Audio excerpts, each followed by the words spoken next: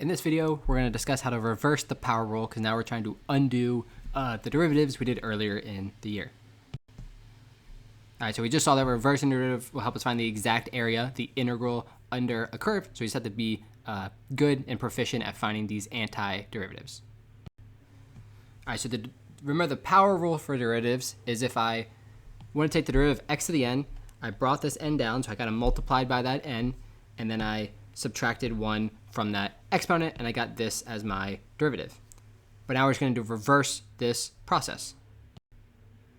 All right, since we know the relationship between the integral and antiderivatives, we'll now use the symbol to represent that we want an antiderivative. So if I just put this symbol without any numbers or anything, that means just find the antiderivative. All right, so just like when we were doing derivatives, you said d dx, that means take the derivative of this thing in parentheses. If I just have this integral symbol by itself, that means take the antiderivative of this thing.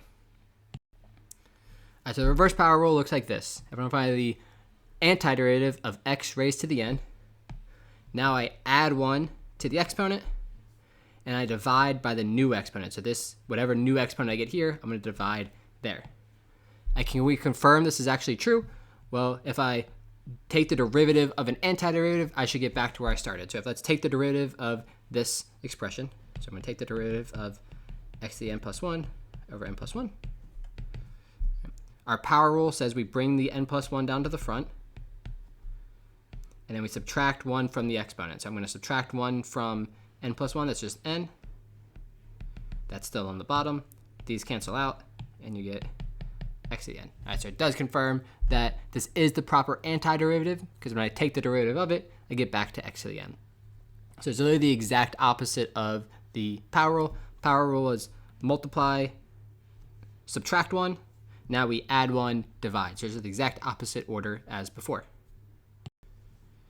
There's one more thing that I actually did not write correctly in the previous slide, and that's that whenever you're doing an antiderivative, you do the rules, but at the end you're always going to have this thing called a plus c. All right, c is some constant. All right, but why do we need the plus c? We're trying to find the antiderivative, so let's just say the c was 2. If I were to take the derivative of this right-hand side, because it's just a constant, it goes away, and I'd get back to x to the n. So I never really know if there was a number kind of just hanging out in my original function. So I always have to include this plus c just in case there was an extra number. Like if I take the derivative of x plus 2, I just get, let's say like 3x plus 2, I just get 3. If I take the derivative of 3x plus 7, I also just get 3. So I have no idea what this kind of number by itself is, so we'll just call that c. All right, so now we can do some examples. All right, but it's just kind of repetitive, just like when we're doing the power rule. I'm going to add 1 to the exponent and divide by the new exponent, and then add plus c. All right, so for that problem, that's really all you have to do. Add 1, divide by the new exponent. Always make sure when you're doing antiderivative, you include plus c. All right, this one's a little bit harder, but we know how to rewrite this as a power of x.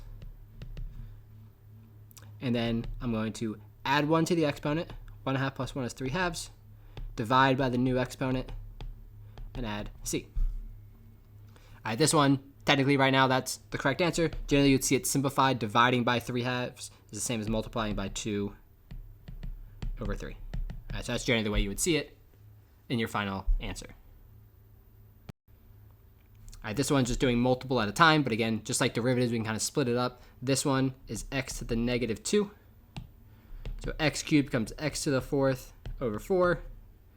X to the negative 2 becomes x to the negative 1 over negative 1. Minus 4x becomes 4x squared over 2. And every single one, just add 1 to the exponent, divide by the new exponent, and simplify a bit.